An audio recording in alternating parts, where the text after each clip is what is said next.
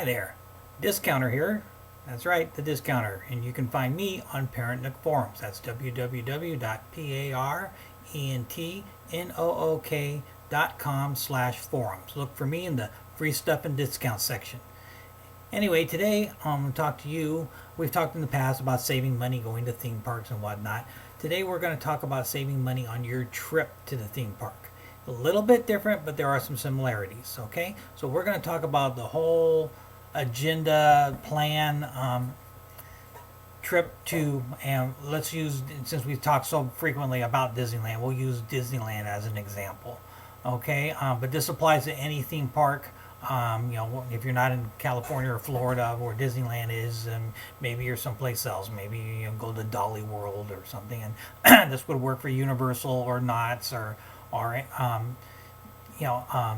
Great America, Six Flags, any of these places. Okay, first thing you want to do is plan your trip.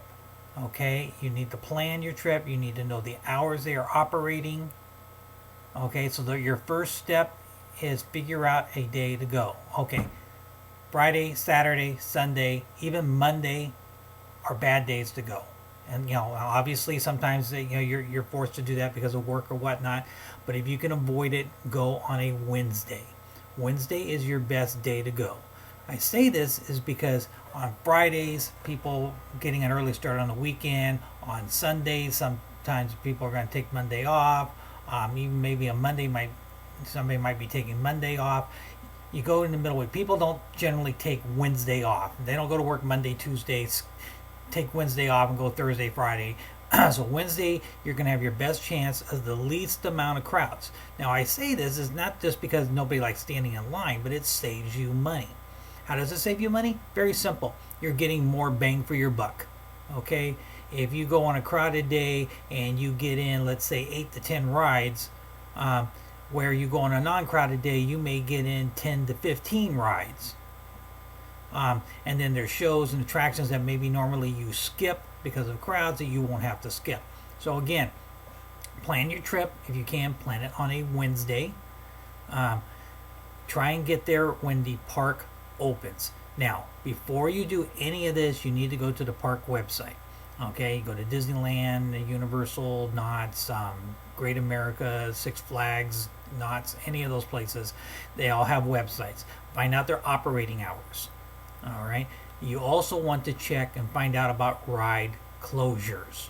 This is very important because you could be there at the park and your favorite ride could be closed, and that kind of just puts a real damper on your day. If you've gone to Disneyland hoping, when your favorite ride is Pirates of the Caribbean and you find out it's closed, it somewhat ruins your day. So plan your, call, even calling is good. Call as well. Because a lot of times the cast member, and that's what Disneyland refers to their people as, but their customer service people will give you certain little tidbits of information that aren't on the website. Like maybe they already know there's going to be a group there that day. Maybe several school districts are having an outing that day, which means you're going to have kids running everywhere. And you go, okay, maybe I don't want to go that day. Okay, so check their website, make a phone call, double check the hours, check on ride closures, make sure you're getting what you want to get, and then find out their operating hours. Now, on a Wednesday, the park may not open till 10 or 11 instead of, 7 or 8. So you want to get there prior to opening, okay? Because you're going to need the park, you're going to need to go get your tickets. I prefer to get the tickets at the park. Now, I know a lot of grocery stores will sell you the tickets ahead of time. Now, that's fine. I'm just a little skeptical about buying them at some other location other than a park because you never know what you're getting. And I certainly wouldn't recommend you buying them online unless you're buying them from the park themselves, unless you're at their website. I wouldn't buy anything from eBay or Amazon because you don't know what they have and how legit it is. So anyway, arrive at the park. If the park opens at 10, try and arrive between 9 and 9:30. They'll give you time to park. They'll give you time to get your tickets because they'll start selling tickets before they open the gate. So you'll be fine there. And you're going to have to deal with everybody getting in at the same time, but there will be benefits. Because the only people who are going to be there are the people who got there early. The later in the day you get, the more people that arrive, because you're going to have the people that already got there and the people that are getting there since then. Maybe the season pass holders. Once they got off work, they're going to go to the park. So come 3, 4, or 5 o'clock, the park starts filling up. With people. Where are all these people coming from? They're coming from work. Get there early so you can get as much done as you can. I can pretty much assure you that unless there's something really special going on, there's a holiday or a group or something, that you're going to almost walk onto every ride. I mean, you're looking at maybe a 10-minute wait at best. Now, later on in the day, that wait will increase as more people arrive at the park, but that's what you need to do. So, again, let's get to the park early. Let's get our tickets. Let's get inside and start enjoying the park. Now, if you can, and sometimes it's not reasonable, bring a lunch.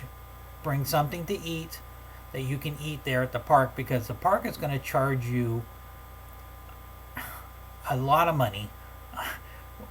It'd be twice what you're going to get for, at McDonald's or some other burger place, because they got you trapped in the park. And it's a big hassle to leave the park, get your hand stamped, go leave the park, go eat and come back, and then you waste a bunch of time. So if you can, bring something to eat. Now, lots of parks like Disneyland, they have little picnic areas, so if you brought a cooler, you can certainly eat your lunch there.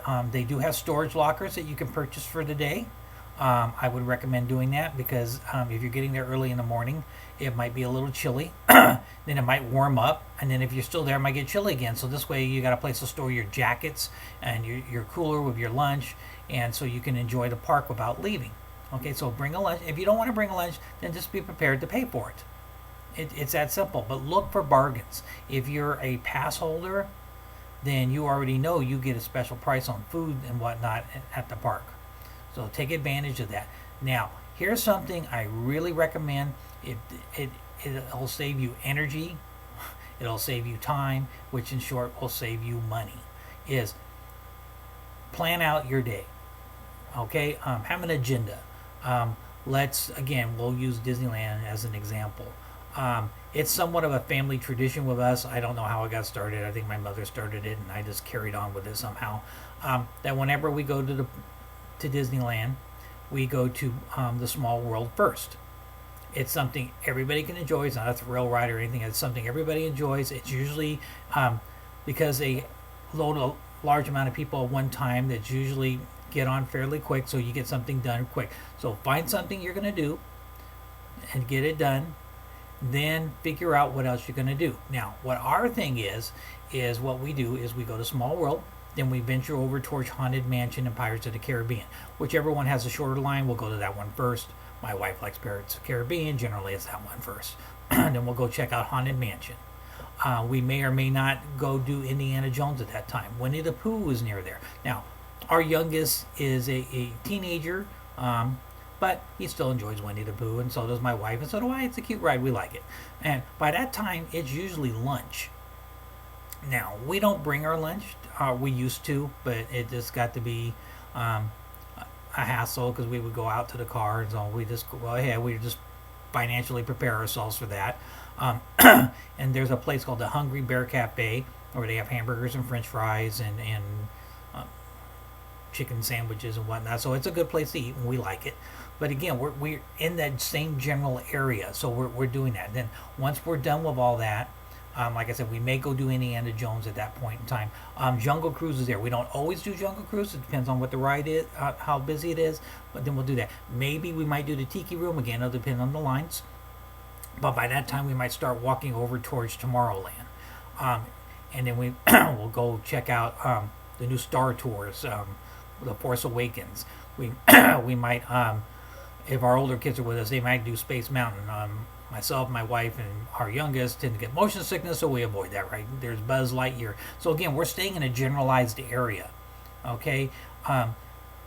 So by doing that, you're saving time. You're not bouncing all over the park, wearing yourself out. And if you're older, like I am, that's going to wear you out really quick. We did that one year when our 14-year-old was like 2, and he kept wanting to go, I want to go here, I want to go here, I want to go. We walked all over the park. My wife and I could barely walk the next day.